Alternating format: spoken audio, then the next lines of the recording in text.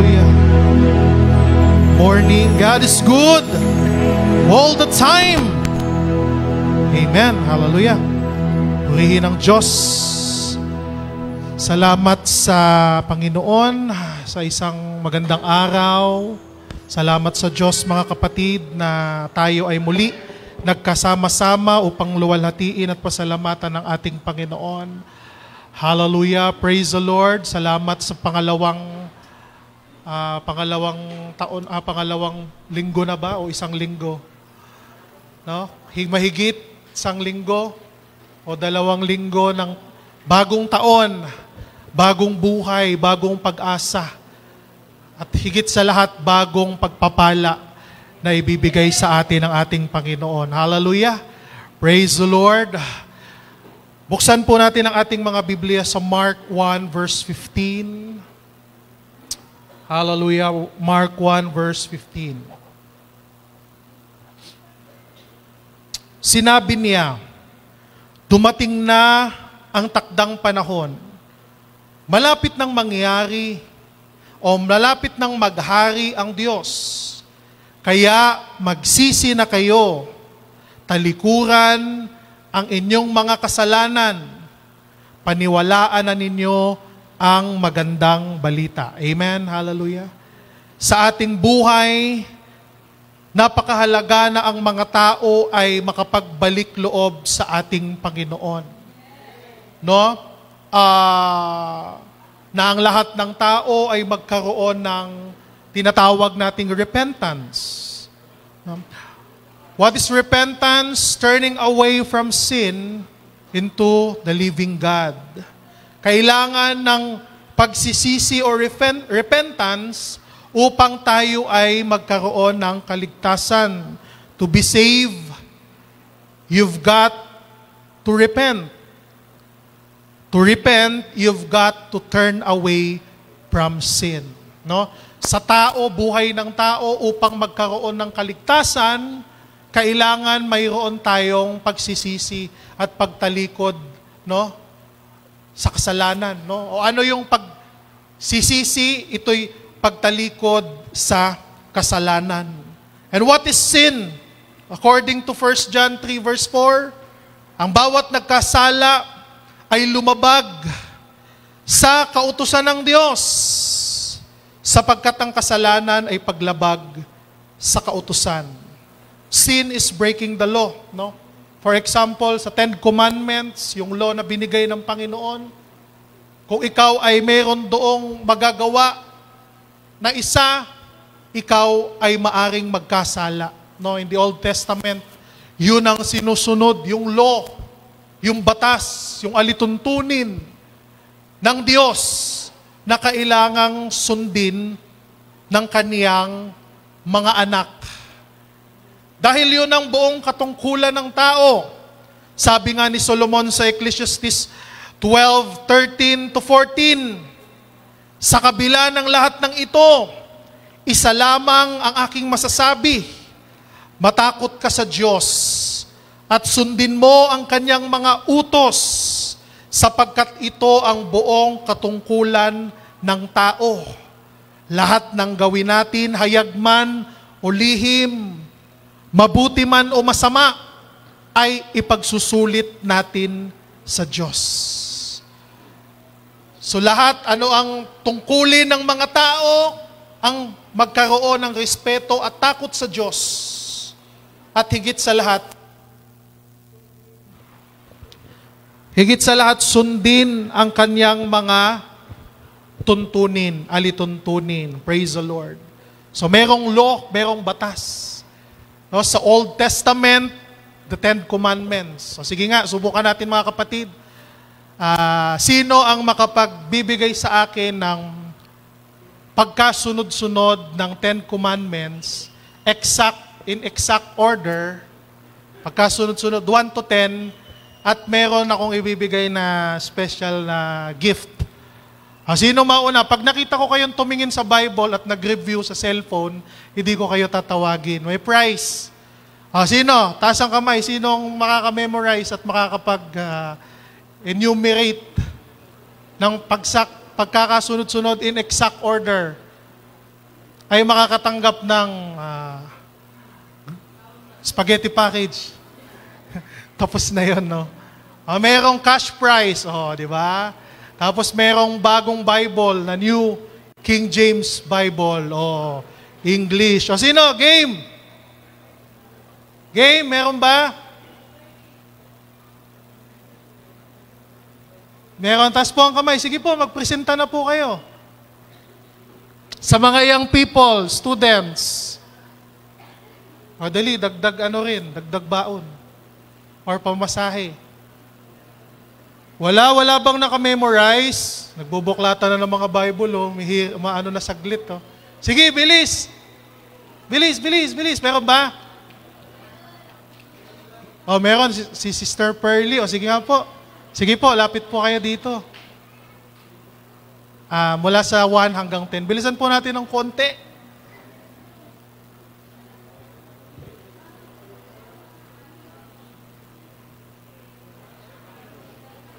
Ano po ba to? Filipino, Tagalog, or English? Ano, meron? Wala? Uy, Bakmi Maligaya, ano na? 10 Commandments, madali lang yan. Sige po. Wala talaga sa mga youth, alam nyo na gagawin nyo, Sister Pearly, ito po. Exact order.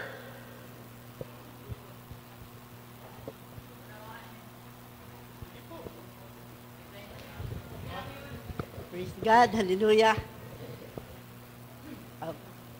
10 Commandment, Exodus 20, verse 3. Thou shalt not have no other gods before me. Exodus 20, verse 4. Sige. Thou shalt not make unto thee any graven image of anything or any likeness of that is in heaven above, or it is in the earth beneath, or it is in the water under earth. Kahit yung makakasunod-sunod lang na words. Sige. Thou shalt not take the name of the Lord thy God in vain. Okay na. Next. Remember the Sabbath day to keep it holy. Honor thy father and thy mother, that they may... Thou shalt not kill. Thou shalt not commit adultery. Thou shalt not steal. Thou shalt not bear false witness against thy neighbor. Thou shalt not commit thy neighbor's house. Thank you po. Palakpakan naman natin, Sister Pearly. Ang nagtayo ng bandila at reputasyon ng Bakmi Maligaya. Hallelujah! Praise the Lord. Alam nyo, may memorize nyo pa yung buong chapter na yun. Kung hindi natin, di ba? Pero okay na, sapat na yung una lang na pinakamahalaga. Amen? Palakpakan natin ang Panginoon. So yun, no? Yung 10 Commandments, number 1, you shall not have no other gods before me. And the second, no? Sabi diyan, walang object, walang kahit ano, wala ka dapat ibang dadasalan, wala ka dapat ibang loyalty, hindi ka dapat susunod sa kanino man, no? Wala kang devotion except sa buhay at tunay na makapangyarihang Diyos. No? So sa number 2,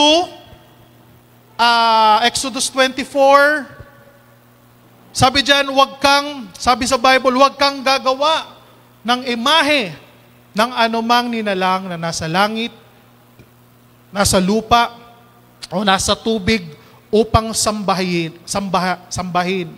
Huwag mo silang yuyukuran ni sasambahin, sapagkat akong si Yahweh na iyong Diyos ay mapanibughuin.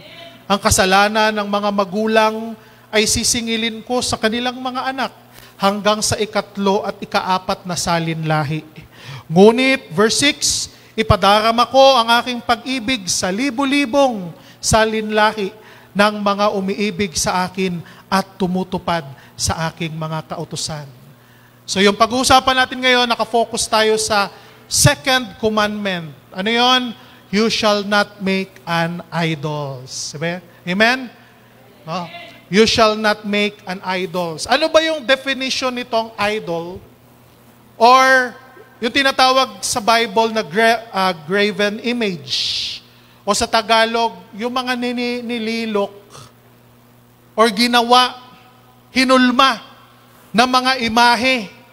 Sabi sa dictionary, an object of worship carved usually from wood or stone. Tinatawag din nating idol, no? Maski anong klaseng nililok sa kahoy, bato, sa mga bagay o kahit anong bakal na ginagamit ng tao sa pagsamba. O kaya bilang ito'y sambahin o maging aparatos or tools ng pagsamba ng tao ay isang graven image o idol. Ano itong idol? Definition ulit, an object of extreme devotion. A movie idol, di ba? Pangalawa, a representation or symbol of an object of worship. A false god. Pangatlo, a likeness of something obsolete. Yung hindi totoo, pretender, impostor. A false conception, fallacy. Mga maling pagkakaunawa. A form of appearance, visible, but without substance. No? Yung mga nakikita natin pero walang laman. Walang katotohanan. O sinasabi ng Bible na ginagawa ng tao. Either yan man po ay picture, di ba? Yan man po ay tinatawag na visual aid na ginagamit ng iba sa kanilang pagsamba o paalala. Pero anong sabi ng Diyos doon sa ating binasa, huwag kang gagawa, no? Ng anumang imahe, ng anumang ninalang na nasa langit, nasa lupa, nasa tubig, upang ito'y sambahin. So, pag iniisip mo pa lang na gumawa, iniisip mo pa lang na gagawa ka, ikaw ay nagkasala na sa Panginoon. How much more kung ang tao bibili, no? Buti nga yung iba, no, pwedeng bilhin yung imahe. No, kaya pwede pa lang nabibili, sabi nung iba, may binibenta akong imahe ng Diyos. Kasi ito'y nagbibigay ng swerte. Sabi naman nung bibili, Kuya, bakit kung swerte yan, ba't mo binibenta? Di ba? Kung swerte yan, ba't mo binibigay? Dapat sa iyo na yan. Kasi para swertihin ka. No? Pero yun nga po ay ginagawang negosyo, no? Binibili naman ng tao na dahil sa akala niya ito'y mabuti, dahil sa akala niya siya'y nakakagawa ng mabuti sa Panginoon, sa harapan ng Diyos. So, sabi ng verse 5, huwag mo silang yuyukuran, ni sasambahin. Paano mag-serve, paano mag-worship, sa idols, sa figure, sa image. Minsan, linilinis, di ba? Binibihisan, inaalaya ng kandila, ng mga sampagita, ng mga flowers, bouquet ng flowers, rosas. Yung iba pa, binubuhat. Sabi nung iba, tingnan nyo tong idol ko. Ito, yung imahe na to, no? Ni Santo ganito. Tingnan mo, sumasayaw, no? Tingnan mo, tapos gaganon-ganonin niya. Sumasayaw, di ba? So, paano hindi sasayaw? Binubuhat mo't winawagayway. Nasasabihin naman ng mga tao, ay oo nga, sumasayaw. Di ba? Tapos, pinagpapawisan pa nga. Sumasayaw. Ano pa? Ipinaparada. No? Yung iba, inaano pa, merong fundraising, o tinatayuan ng kapilya, altar, at idinadaos pa ng iba yung malaking piyesta para doon sa image na yon. Kaya nga, ngunit dito sa ating binasa, nakita natin na ang nagsasalita mismo ang Diyos. Sabi niya, huwag kang gagawa ng kahit anong imahe. No? Kahit pa sabihin, ako yan. No? O kahit pa sabihin, si Jesus ang imahe na yan. Yan po ay ipinagbabawal ng Panginoon. Verse 5 pa rin, sapagkat akong si Yahweh, na inyong Diyos, ay mapanibughuing Diyos, Ang kasalanan ng mga magulang ay sisingilin ko sa kanilang mga anak hanggang sa 3 at 4 na salinlahi. So nakita natin, pag tayo ay lumabag, ang tao ay lumabag sa instruction, sa utos, sa command ng Panginoon, meron talagang kalakip na sumpa. Amen? Hello? May curse. At ayaw natin, mga kapatid, na masumpa ang ating henerasyon. Amen? Ayaw nating masumpa yung ating mga susunod na salinlahi. Kaya hindi tayo dapat sumunod o gumaya sa mga ganitong gawain. So sinasabi ng iba na ano lang naman po ito, di ba? Parang paalala, visual aid. No, ito ay parang ano lamang, parang paalala lamang na meron akong pananampalataya sa Diyos. No? Ngunit anong sabi ng Word of God? Ayaw pa rin ng Diyos yun. No? Na maglalagay tayo ng altar sa tahanan, o kaya may pictures na sa ating wallet, o kaya ipiniprint sa ating mga damit. Sabi ng John 4:23-24, subalit dumarating na ang panahon, at ngayon na nga, na ang tunay na sumasamba sa Ama ay sasamba sa Kanya, sa Espiritu at sa katotohanan. Sapagkat ganyan ang uri ng pagsamba na kinalulugdan ng Ama. Ang Diyos ay Espiritu, kaya't dapat siyang sambahin sa Espiritu at sa katotohanan. Hallelujah! Palakpakan natin ang Panginoon. So ayaw ni Lord, hindi excuse na kasi kailangan ko ng image para ma-remind yung faith ko. Hindi. No, o kaya pag may problema ako, meron akong luluhuran na imahe. Pero anong sabi ng Panginoon? Gusto ng Diyos na kung mananalangin tayo, kung magpupuri tayo, kung sasamba tayo, hindi sa pamamagitan ng imahe na nagre-represent sa Kanya, kung hindi sa pamamagitan na ang Panginoon ay nasa loob ng ating puso at sinasamba natin siya sa Espiritu at sa katotohanan. No? Kaya, mga Christians, yung mga born again, wala tayong mga image, di ba, sa church, dahil ang Panginoon ay nasa ating puso, nasa ating buhay. At kahit nasaang lugar man tayo, hindi natin kailangan ng image para ipaalala na meron tayong Diyos na pinaglilingkuran, kung hindi ang banal na Espiritu mismo ang siyang nagpapaalala sa atin na ang Diyos ay lagi nating kasama at dapat lamang siyang paglingkuran ng ating buhay. Hallelujah! Kaya nga, kung ayaw pala ng Panginoon, yung mga ribulto na yan, yung mga images na yan, tanungin nyo nga sa sarili, bakit kaya gustong-gusto ng tao? Ha? Ayaw pala ng Diyos yan, bakit gustong-gusto ng tao na meron talaga nun? Hindi talaga mapakali na ang Panginoon ay ang sambahin niya sa Spirit at sa truth, sa katotohanan. Katulad ng sabi ng John 4:24, God is Spirit, and those who worship Him must worship Him in spirit and in truth. Kasi ang totoo, mga kapatid, hindi naman kayang i-represent ng kahit anong imahe, kahit anong picture ang Diyos na buhay na ating pinaglilingkuran. No? Kaya isang malaking nakaka-insulto pa nga sa Diyos na i-compare o i-represent siya ng mga bagay na ginawa lang din ng tao. Hindi nyo ba naisip, mga kapatid? Sa sobrang kabanalan at kamakapangyarihan ng Panginoon, tunay na Diyos na nasa langit, hindi ba't nakaka-insulto na i-represent natin siya sa isang bagay na wala naman talagang kayang gawin? No? Sa mga bagay na talagang hindi talaga kayang i-represent kung sino talaga ang Panginoon.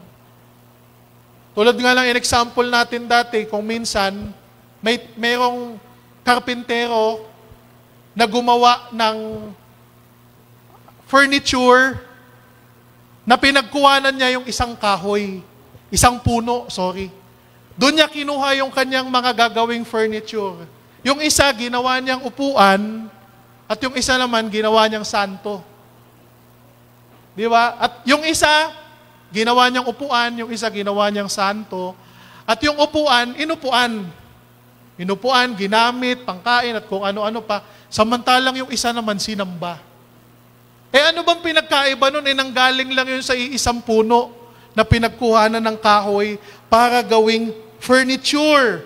Diba? At pag naluma na, nasira na, nabukbok na, yung iba naman, tawag dito, inaanay na, tinatapon or pinanggagatong. Walang pinagkaiba dahil pareho lamang yon na, ano tawag diyan? Pareho lamang na wood o kahoy. Pero bakit sinasamba ng mga tao? So yun ay parang hindi akma na mag-represent sa Diyos. Romans 1:22-23. Sila'y nagmamarunong, ngunit lumilitaw na sila ay mga hangal. Tinalikuran nila ang kalwalhatian ng Diyos na walang kamatayan. At ang sinamba nila ay mga larawan ng mga taong may kamatayan, ng mga ibon, ng mga hayop, ng may apat na paa, at mga hayop na gumagapang. No? So yung idolatry, yung pagsamba sa idol, nung unang panahon ganun, no? Nagsimula pa yan sa mga kalabaw, sa baka, sa kabayo, sa kung ano-ano pang sinasamba ng mga tao. Diba? Mayroon pang kambing, mayroon pang lahat na lang ng hayop, siguro kulang na lang pati insekto. Sambahin ng tao, di ba? O ipis, bawal mong apakan yan. Bakit? Ano yan? Si Lord yan. O banal yan, di ba? Kaya kahit ang dami-dami ng ipis sa loob ng bahay, bawal linisin. Kasi nga, sagrado, banal. Ang dami ng sinasamba noon ng tao ngayon, nag-transform lang. Dati mga hayop, sa Old Testament, kung sino-sino pang mga god and goddesses na sinasamba nila. Ngayon, nag-transform lang. Naging tao lang at sinasabi nila, ito ang Diyos. Ito ang dapat sambahin. Ito ang kawangis ni Jesus. Di ba? Bakit sigurado ka na yan ang picture ni Jesus? Nakita ba natin siya? Mayroon bang nakapag-photograph, nakapag-selfie ba si Jesus? Para yun ang maging reference ng muka. Kaya mayroong Jesus na brown, green, red, yellow, white, at may black. Ang dami-daming kulay. Bakit? Kasi imahinasyon lamang ng tao. At ito ay malaking negosyo o business upang ang mga tao ay mapaniwala na yun ang physical representation ng Espiritu at makapangyarihang Diyos na nasa langit. So it is a poor representation of God. Yung mga imahe, yung mga ribulto, yung mga image, yan ay hindi sapat.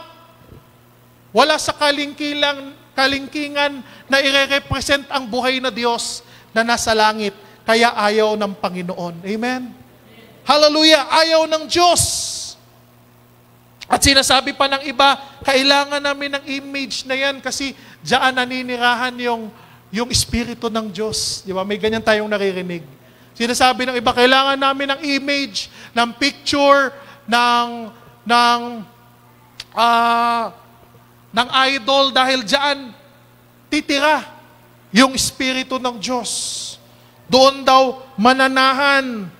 Di ba? Pero anong sabi ng Acts 7:48-50? Gayunman, ang kataas-taasang Diyos ay hindi naninirahan sa mga bahay na ginawa ng tao. Sinabi nga ng propeta. Verse 49, ang langit ang aking trono, sabi ng Panginoon, at ang lupa ang aking tungtungan. Ano pang bahay ang itatayo ninyo para sa akin? O anong lugar ang pagpapahingahan ko? Hindi ba't ako ang gumawa ng lahat ng ito? Amen? Sabi ni Lord, hindi ako maninirahan sa mga gawa lang ng tao. Hindi ako titira dyan dahil hindi ako kayang ma-accommodate niyan. Hindi ako kayang ma-contain yan. Sa katunayan nga, yung aking mga paa o yung mundong ito ay tungtungan lamang ng aking mga paa. Sabi ng Diyos. No, ibig sabihin, lahat ng maiisip natin dito, nasa paa lang ng Panginoon. Kumbaga, walang silbi, parang alikabok lang. Kaya ikaw kapatid, kung nagmamagaling at nagmamataas ka sa Panginoon, alalahanin mo, naroon ka lang sa mga paa ng Diyos. Para lang ikaw alikabok, para lang ikaw mga bato at nasa lupa, walang silbi, na maaring apak-apakan. Kaya nga dapat lamang paglingkuran mo ang Panginoon. Kailangan maglingkod ka sa Diyos. So hindi pa rin match yung sinabi nilang dito kasi maninirahan yung Espiritu ng Diyos. Kasi sabi ni Lord, hindi ako pwedeng manirahan eh. Kahit pangagawan mo ko ng mansyon, kahit ikaw pa ang pinakabilyonaryo sa mundo, patatayuan mo ko ng kaharian, kastilyo at mansyon, hindi pa rin masasapat upang ako ay manirahan dyan. Acts 17:24-25, siya ang gumawa ng sanlibutan at lahat ng narito. Siya ang Panginoon ng lahat at ng lupa, ng langit at ng lupa. Hindi siya nananahan sa mga templong ginawa ng tao. Hindi rin siya nangangailangan ng anumang tulong o paglilingkod ng tao. Sa halip, siya ang nagbibigay ng buhay, hininga, at lahat ng bagay sa sangkatauhan. Hallelujah! Sabi dito ng verse, hindi siya maaring manirahan sa kahit anumang gawa ng tao. In fact, hindi nga kailangan ng Diyos na paglingkuran natin siya. Hello? Hindi kailangan ng Diyos na paglingkuran siya ng tao.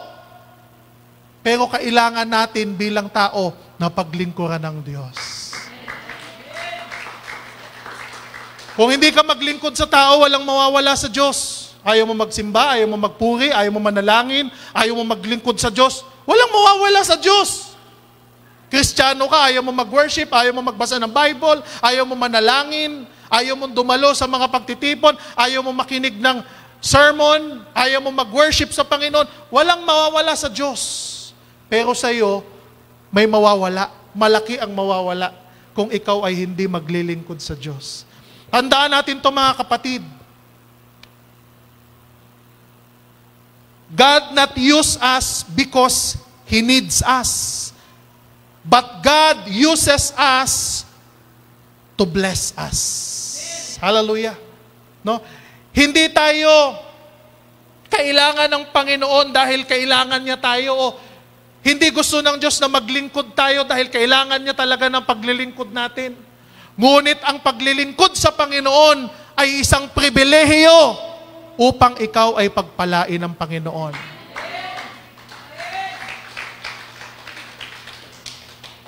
Kaya, huwag mong isipin bakit mas marami yung mga taong masasama, mga hindi nananampalataya sa Panginoon.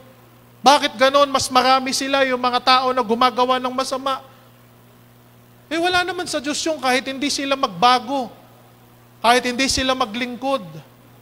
Pero ikaw na narinig mo ang salita ng Panginoon, na narinig mo ang katotohanan ng salita ng Diyos, ikaw ay may pribilehiyo na maglingkod, sumamba sa Panginoon. Hindi dahil kailangan niya yung pagsamba mo, kung hindi binibigyan ka ng pagkakataon ng Diyos para ikaw ay kanyang pagpalain at bigyan ng reward. Ano? Hindi lamang physical, material reward, higit sa lahat yung spiritual blessing na nanggaling sa ating Panginoon. No? Kaya, hindi pala naninirahan ng Diyos sa mga ganyang imahe, sa mga ganyang idol. Eh sino ang maaring manirahan dyan? Yun yung pangalawang tanong. Ha? Kasi pag may mga ribultong ganyan, hindi yan pwedeng manirahan ng buhay na Diyos na nasa langit, sabi ng banal na kasulatan, pero sino ang maaring manirahan dun? Kaya sabi ng 1 Corinthians 10 verse 14, Kaya nga mga minamahal, huwag kayong sasamba sa Diyos-Diyusan. Ano ba yun, Diyos-Diyusan? Bahay-bahayan, kutsi-kutsihan, ano pa? Kutsi-kutsihan, ano pa yung mga larong bata? Pulis-pulisan. Dati pag mga larong bata, pulis-pulisan. Huwag mo lang piliin yung ano, ako yung ano hold upper. Laro-laro, laging ikaw yung masama, no? Bahay-bahayan.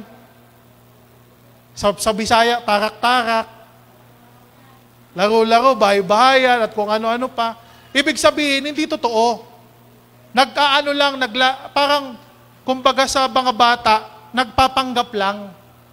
O sige, laro tayo, bahay-bahayan. Kunwari, bahay natin to. O laro tayo, kutsi-kutsihan. Kahit yung upuan lang na monoblock lang na pinahiga, di ba, gumaganon yung bata, Sakay na, gumaganon pa, Kutsi-kutsihan. Ibig sabihin, nagpapanggap lang, hindi totoo. No? Sa pangalan pa lang, alam mo na hindi talaga siya tunay. 1 Corinthians 10 verse 20, hindi ang ibig kong sabihin, ang mga pagano ay nag-aalay sa kanilang ng kanilang handog sa mga demonyo at hindi sa Diyos. Kaya't ayaw kong maging kaisa kayo ng mga demonyo. Di ba?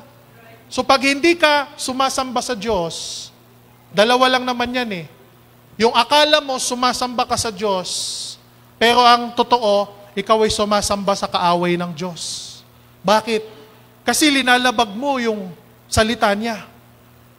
Yung sinabi ng Diyos na wag mong gagawin, ginawa mo. So wag kang aasa na yung pagsamba mo ay sa Diyos. Hello? Amen? Kasi yung ayaw ng Diyos ang ginagawa mo, wag mo sabihin sa akin na yung ginagawa mo ay pagsamba sa Diyos. Yun ay pagsamba at patuloy, deliberately, di ba, na pag-rebelde. Ano niya, parts niya, tas linagay ko sa parts ng katawan ko na may sakit, nawala. Di ba? Bakit po ganun, no? Dininig niya yung dasal ko. Pinagbibigyan, di ba? Minsan pinagbibigyan kung ano yung prayer mo. Kaya ikaw naman naniwala ka. Naghihimala pa. Yung iba lumuluha. Yung iba ay tumitingin. Yung iba daw, nagsabi din, kinindatan daw siya. Ginanon daw siya. Tinan mo, kumindat. Gumagalaw. Pero parang nakakatakot yata pag kinindatan ka, no? Para tatakbo ka siguro, matatakot ka. No? Mga kapatid, hindi yun nakapagtataka. Dahil kahit ang ating kaaway ay kaya ding magbigay ng mga fake miracle. Sabi mo sa iyong katabi, fake miracle. Fake miracle, ibig sabihin, fake. Ibig sabihin, peke. Kung mangyayari man, hindi magtatagal, may expire din, di ba? Yan naman yung mga fake, bibili kang peking relo. Yung original at saka fake na relo, parehong maganda, parehong gumagana. Kaya lang magkakatalo sa pagkatagalan yung quality. Kasi yung original talagang tatagal at tatagal talaga. Pero yung peke, lalabas at lalabas talaga yung side effect niyan. No? Masisira. Ganon din, kapag kaakala mo pinagaling ka, pero yung side effect nun, pagbalik ng sakit mo, 50-50 ka na.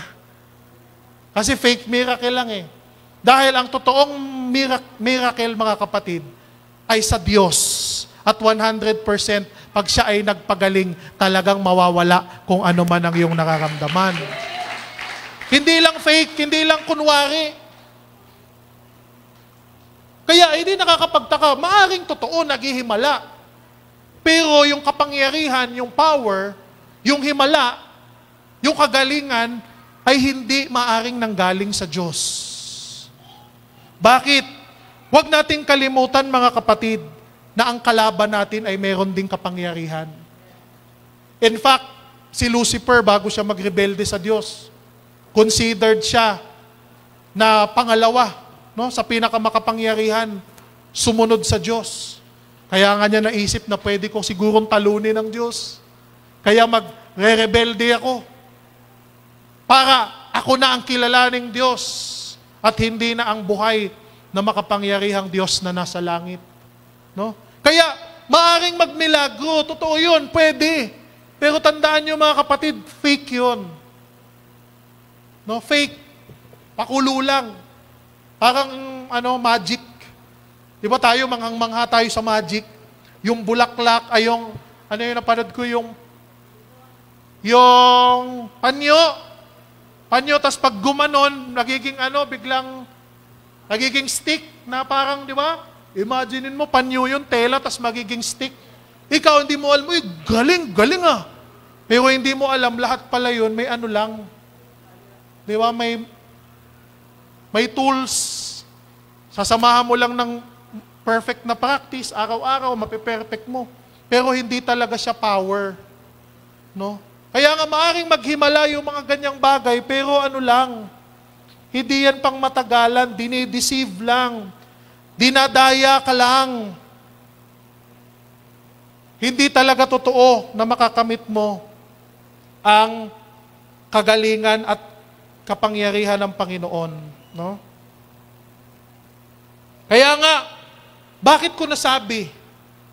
Dahil sa palagay nyo mga kapatid, maaari kayang maghimala ang Diyos na nanggaling sa Kanya yung kapangyarihan sa isang bagay na kinasusuklaman niya. Hello? Sa tingin nyo, kikilos kaya ang power ng Diyos, ang kapangyarihan ng Diyos doon sa bagay na ayaw niya ngang ipagawa sa tao?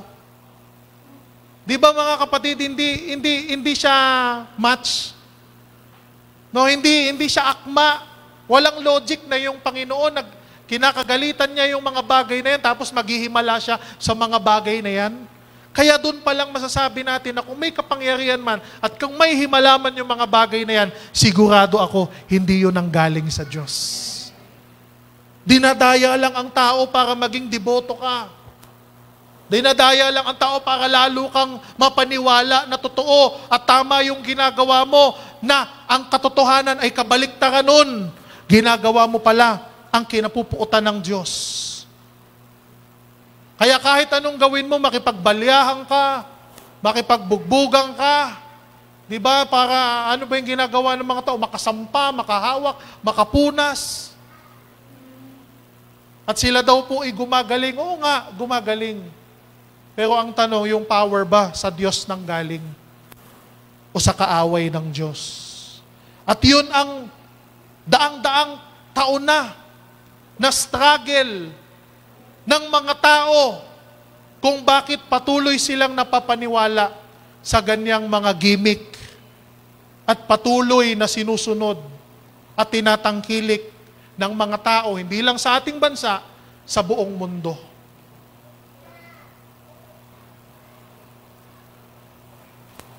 Matthew 24 verse 24, sapagkat may lilitaw na mga huwad na Mesiyas at mga huwad na propeta. Magpapakita sila ng mga kamanghamanghang himala at kababalaghan upang iligaw ang marami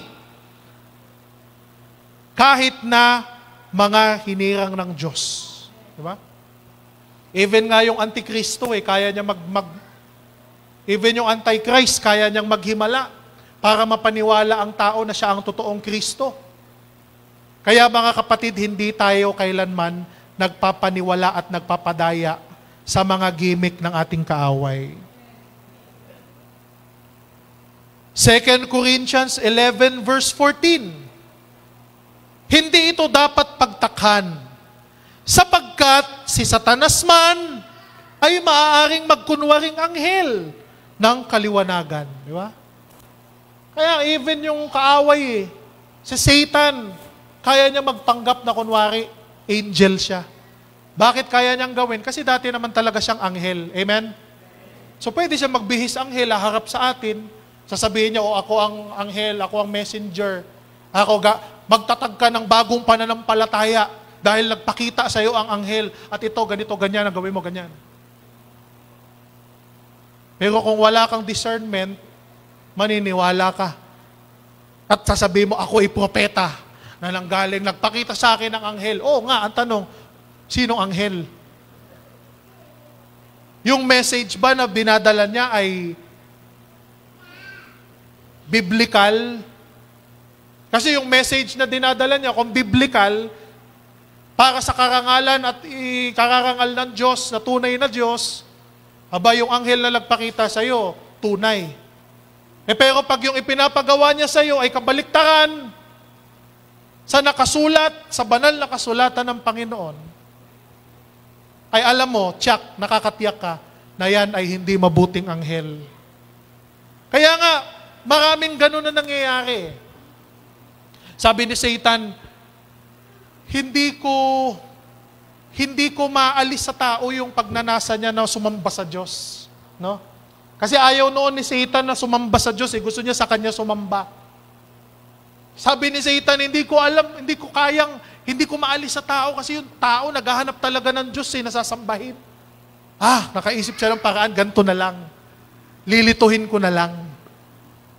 Magpapakilala na lang ako ng maraming mga Diyos, na kung sino-sinong mga santo, para yung mga tao maligaw at mawala, na hindi nila alam na sila ay nagre-rebelde sa Panginoon. At in the end of the day, ano mangyayari? Pag nagpatuloy doon sa ganong buhay at maling paniniwala ang tao, pag namatay siya, ganon din mapupunta rin sa akin lahat. Di ba? So ganon yung strategy ngayon. Liniligaw ang mga tao. Pero salamat na lamang mga kapatid sa banal na kasulatan ng Panginoon na hindi tayo maliligaw kung ito ang gagawin nating direksyon. Hallelujah! Sa ating buhay. Kaya napakahalaga po na nag-aaral tayo ng salita ng Panginoon. Pero pwedeng maghimala para lalong maging faithful ang mga tagasunod sa ganong false God na kanilang sinusunod. Diba? Kaya kung makikita natin, hindi naman, ang pinakamalaking tool ng kaaway natin, itong idolatry. Maraming napupunta sa impyerno because of idolatry. Akala namin, maraming napupunta sa impyerno dahil sa mga pagiging mamamatay tao, pagiging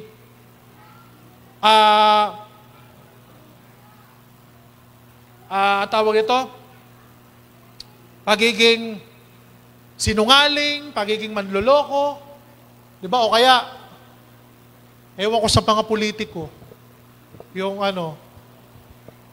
maraming nangingikbak. Siguro marami din politiko doon sa impyerno, no? O kaya, akala ng iba, maraming sa pamamagitan ng digmaan.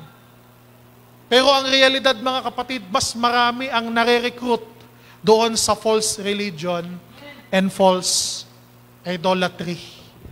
False religion and idolatry. Yun ang pinakamarami. Hallelujah. Kaya may mission tayo na ipangaral ang salita ng Panginoon, ang katotohanan. Para mabawasan na yung mga taong naliligaw ay makarinig at magkaroon ng pagkakataon. Mamili kung patuloy ba nilang susundin yung ganong nakagisnan at nakaugalian o doon sila sa katotohanan ng salita ng Panginoon. Kaya dapat nakabase sa Word of God.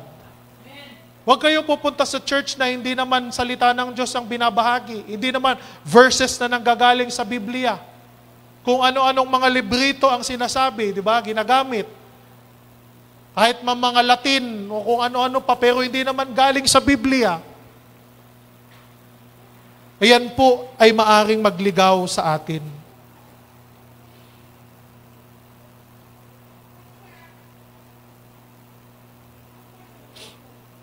Kaya nga, maaring may power, pero hindi galing sa Panginoon. Unless, ang totoong kapangyarihan talaga ay walang limitasyon. Talagang pag pinagaling ka, papagalingin ka 100% ng Panginoon. Psalms 11 or 115, For ginawa sa ginto't pilak ang kanilang mga Diyos. Gold pa yung iba, no? Sa kanila'y mga kamay nito'y tao ang nag-ayos. Totoo nga, at may bibig, ngunit hindi na makakapagsalita. At hindi rin makakita, mga matang pinasadya. Verse 6, di rin naman makakarinig ang kanilang mga tenga, ni hindi rin makakaamoy ang ginawang ilong nila. Totoo nga na may kamay, ngunit walang pakiramdam.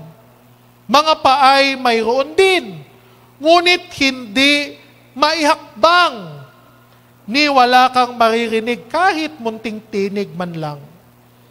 Ang gumawa sa kanila at pati ang nagtiwala, lahat sila ay tulad ng gayong Diyos.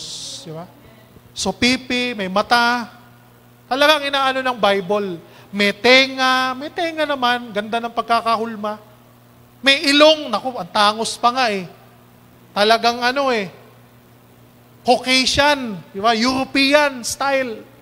Yung pagkakagawa, talagang blue eyes. Imagine niyo, blue eyes. Talagang western ang influence. Pero, sabi nga ng Bible, may bibig, hindi nakakapagsalita. So sayang lang ang panalangin ng tao. Sayang lang ang dasal, ang dalangin. May mata, hindi ka naman nakikita. Hindi ko alam kung totoo yung kumikindat. Pero hindi nakakakita, may taenga, hindi ka naririnig. Mananalangin ka ba sa isang bagay na hindi nakakarinig sa'yo? Hello? Iba hindi, kasi hangal ka lang pag nananalangin ka sa isang bagay na kailanman hindi ka maririnig. At yun ang nangyayari sa mga tao na walang totoong pagkaunawa sa katotohanan ng salita ng Diyos. Kaya anong sabi ng verse 8? Ang gumawa sa kanila, pati ang nagtiwala, lahat sila ay katulad ng gayong Diyos na ginawa nila. Kaya bingi-bingihan at bulag-bulagan din ng tao. Kahit sinabihan na, kahit alam na, wala, bulag-bulagan tayo. Sige. Sunod tayo sa mga ganon.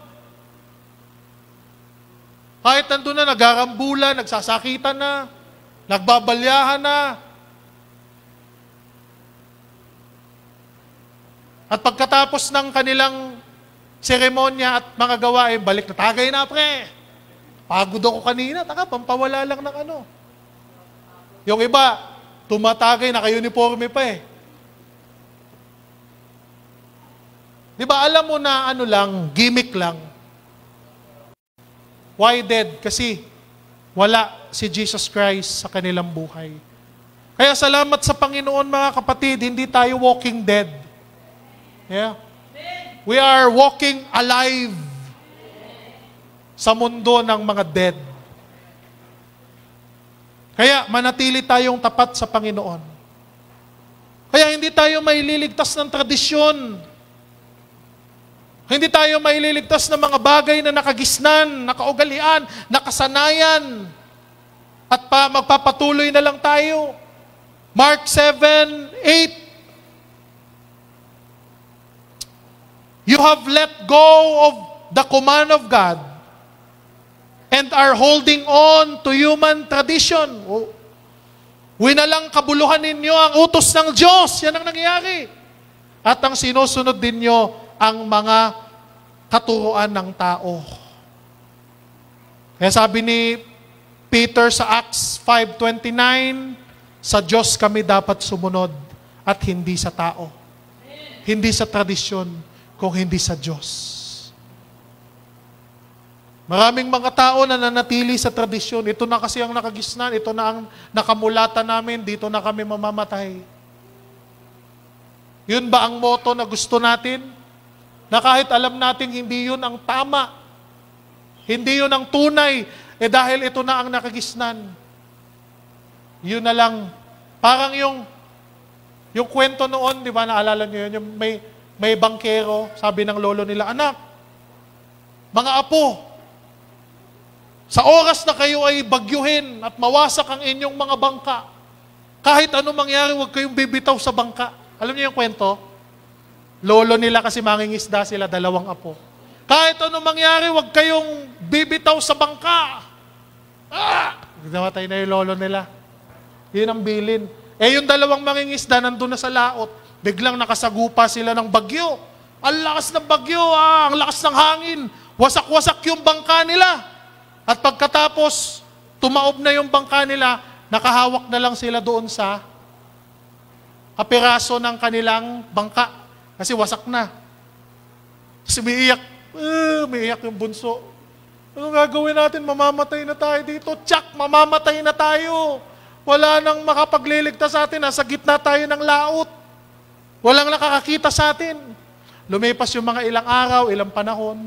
Maya-maya may dumaan. Di ba? Alam niyo yung kwento? Alam niyo yung kwento, di ba? May dumaan na barko. Gumagano na. Nakita sila ngayon ng barko. Sabi ng barko ngayon, alam na ano sila tawag dito. Hindi ako magaling magkwento Alam na disgrasya sila dun Di ba? So sabi ng barko, nag-call out sa kanila, maghahagis kami ng salbabida. Kumapit kayo. Sabi ng panganay, di ba? Huwag kang maniniwala dyan.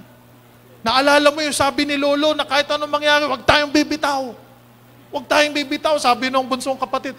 Kuya, ito na nga yung kaligtasan Di ba ililigtas na tayo? Sabi ng barko, hindi kami pipreno. Wala naman preno yung barko Hindi kami pipreno. Ang gagawin lang namin, hagis lang namin yung salbabida na may tali. Kung gusto nyo maligtas, kumapit kayo. Para maligtas namin, ma-rescue kayo. Kuya, yan na. Sabi ng panganay, hindi. Tanda mo yung bilin sa atin ni Lolo. Kahit anong mangyari, huwag tayong bibitaw. So sabi yung bunso, hindi talaga nakatiis kasi alam niya, wala nang ibang dadaan Wala nang ibang kaligtasan na dadaan. So sabi niya, kuya, mahal kita, pero wala't mangyayari sa atin dito. O ang ginawa niya, inabot niya yung salbabida bago makalayo. Yung salbabida ba yun? Yung bilog. Kumapit siya doon. So ang nangyari, nagkahiwalay sila. So anong lesson meron doon mga kapatid? Minsan yung tradisyon na ginagaya at sinusunod natin, minsan kahit mali, maraming tao ang nananatili dahil yun ang sabi ni Lolo. Dahil yun ang sabi ni Lola. Yun pala, bago mapatid ang ng lolo nila, nakalimutan lang sabihin na pag may rescue, nakalimutan lang kasi may edad na Sabi ng matanda, kapag may rescue, kumapit kayo para mailigtas kayo. No? Ibig sabihin, dapat ang tao gamitin ang utak. Hello? Hindi lang ibig sabihin na ito yung sinusunod natin kasi yun ang nakasanayan, yun ang nakagisnan. Yung isa, okay, masyadong loyal, masyadong devoted, talagang totoo. Sinunod niya yung sinabi ng kanyang lolo.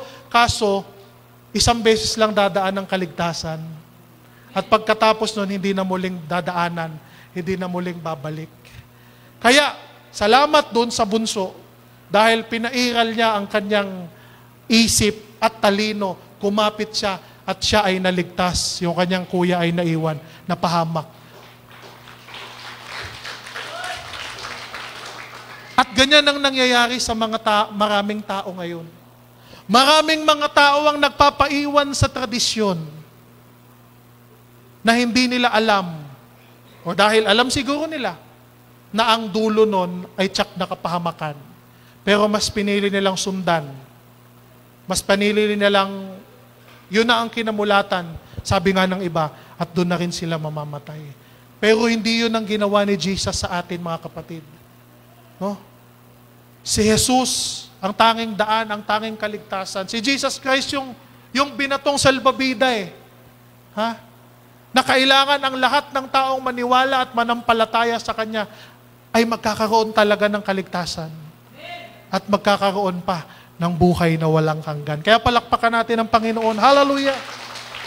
Kaya kung gusto mo ng kaligtasan, wag sa tradisyon. Wag sa paniniwala. Kay Kristo ka. Kumapit, mga kapatid. Hallelujah! Kaya nga po, sabi ng salita ng Panginoon, Diretso na tayo sa last verse. Okay na yun. Nagets nyo yung kwento. Nasa na yung last part ko? Kaya nga sabi dito sa Deuteronomy, last verse. No? Sabi doon sa ating verse na binasa kanina, kung babalikan natin, di ba? Wait lang. Paki-flash nga po yung team verse natin sa Exodus 20, verse, yung pangalawa, sa verse 5. Huwag kang gagawa ng imahe, di ba?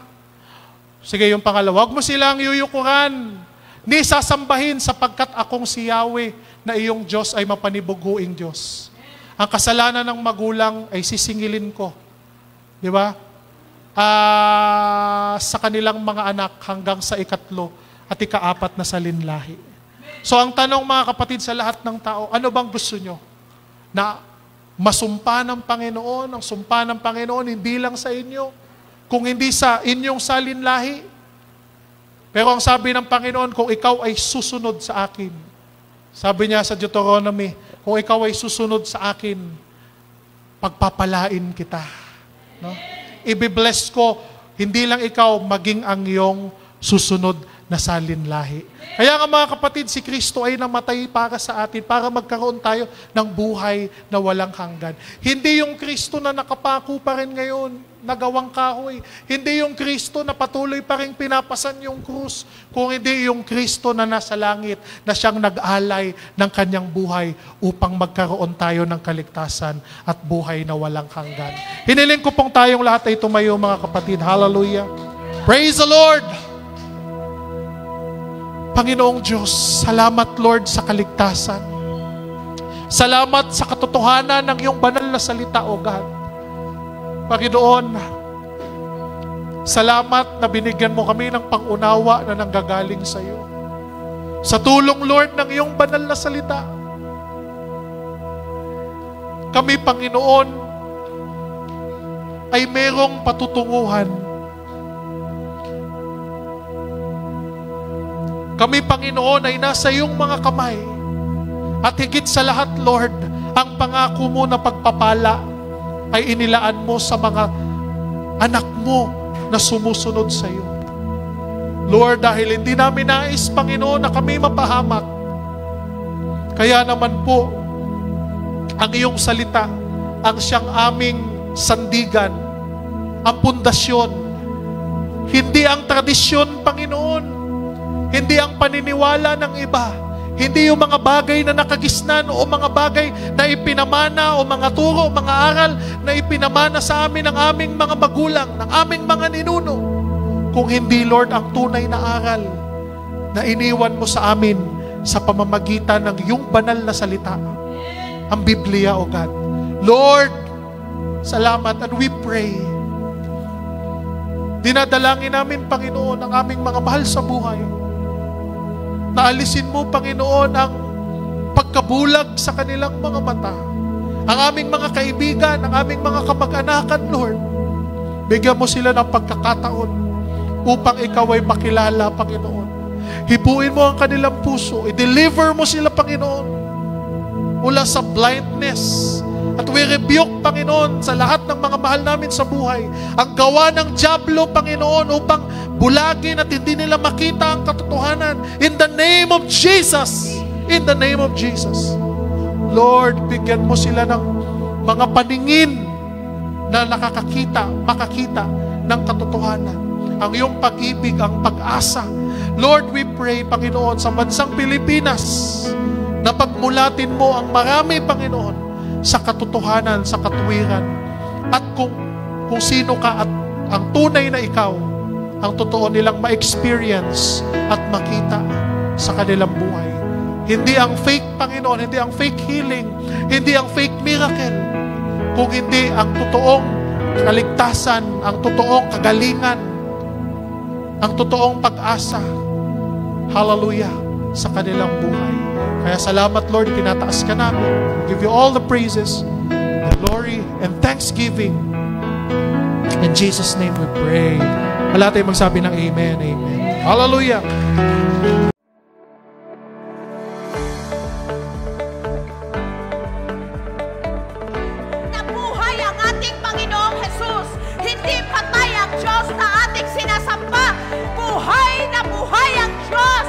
Jesus is alive! Come and join us every Sunday 9 in the morning, live on Facebook, as we continue to worship the Lord Jesus and experience His unfailing love to us.